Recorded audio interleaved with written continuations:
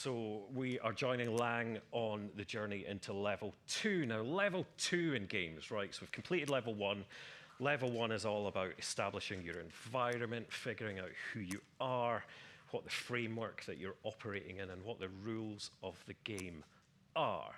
Level 2, if you excuse my language, is where shit starts to get real. And we introduce one of the main narratives of the day.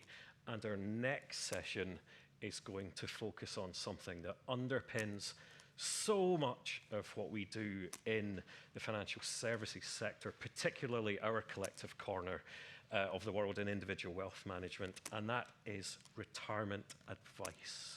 Rich. Yeah, I think this one has really lent itself. It's been nicely teed up by the sessions that we've had before. A lot around the topic of legacy code, of legacy products, of legacy servicing that we've encountered a fair amount through our research papers with Aberdeen earlier on this year and later on with Parmenion.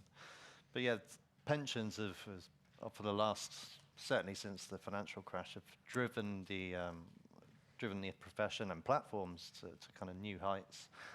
But it's interesting where that life of a pension, I was thinking of my original Nintendo system. Here we go. And how kind of relatively basic it was 30 years ago compared to what we've got now. And pensions will be living long on a longer time frame than that. So it's vitally important that we keep this legacy up to date and usable, because it's typically, and I'm saying this before we even touching the data, but would you say, Steve, that of the conversations that we have with advisors, some of the pain seems to be focused around legacy? Absolutely. Legacy products, legacy systems, legacy servicing. So yeah, we're going to talk a little bit first around, well, there's our mugs again. But yeah, we're going to talk a little bit around income strategies that are being used. And so this is from State of the Advisor Nation, the last wave. Plenty has happened in the market since this has been in the field, so we're really interested to see how this changes once it's out in the field in a couple of weeks. 2.5 weeks. 2.5 weeks.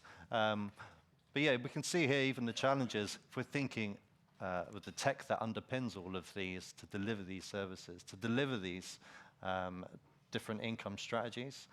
The arithmetically aware of you guys will notice that on the left-hand side, this adds up to quite a bit more than 100%. That's, of course, because advisors are using more than one strategy here.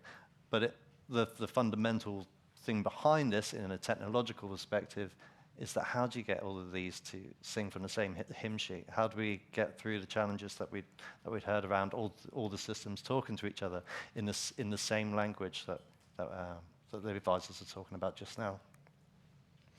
Yeah, and the important thing to say here, right, so there's a few key takeaways and implications here. One other data point to talk about is that for years now, we've been asking the advice profession, do you run a centralized investment proposition, right? And year after year after year after year, the needle doesn't tend to change. It's like 90, 91, 92, 93%. And of the remainder, you can get lost in like a vortex of jargon and definitions, but there's a big chunk of the remainder that we would define as a KIP, but you might not define as a KIP. But it's clear that the majority of you are using mechanized approaches in some shape or form to deliver your investment proposition. We also used to ask, but we don't ask anymore, do you have a different centralized retirement proposition where at an asset level, something fundamentally different happens, a different suite of products, a different suite of investment choices? And the universal opinion was no. Indeed, you don't have. It's actually all about these tools and techniques. It's all about understanding the client's circumstances. It's all about tweaking the current models and the current investment approach that we have. Now, what's changing in the last year? As we all know, we could talk all day about interest rates, about cash rates, and about the operating environment. And we can't wait to ask in State of the Advisor Nation Wave 6, it's coming out in a couple of weeks. We can't wait to ask about your thoughts, and I'll hopefully grab a few of you in the interval and in the breaks and then lunch, and afterwards for drinks to talk about this kind of stuff. But certainly what we see on the provider side and some of the stuff that we are doing behind the scenes is that providers are scratching their heads. What's coming down the line in the next 10 to 15 years? We all know that the population's aging. We all know that that has implications for long-term healthcare, for double generations of retirees. We all know that there's implications in terms of asset choice, in terms of interest rates. So we know that some kind of productization is coming down the tracks. And my concern, and what I think and what I hope we're going to focus on in the next session, is how do we take an operating environment, which my concern is we're almost like institutionally hooked on short-termism. Right? And a lot of that is regulation-driven. We've been up to here thinking about consumer duty in the last year. A few years ago, it was MiFID II. It's been the ESG implications. It's been pension freedoms. It's RDR. It's PS 13.1.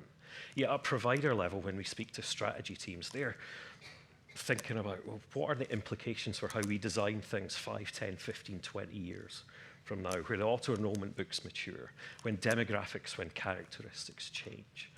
And that's what we want to talk about today. What is it about the architecture and the framework in deploying and delivering retirement advice now that we can hold on to, that we can put our arms around and cuddle and carry into the next 5, 10, 15, 20 years? Yeah. And for that session, on you go, Rich. I was just going to say, it seems bizarre that kind of 10 years ago, we weren't talking about KIPS at all. And No. for it to be in sort of the benchmark or the cornerstone of advice now, 10 years later, in 9 out of 10 firms, kind of sets the tone for what's going to be the thing for the next 10, 15 years. As you said, all these themes are coming down the line, but how are we prepared for them as an industry?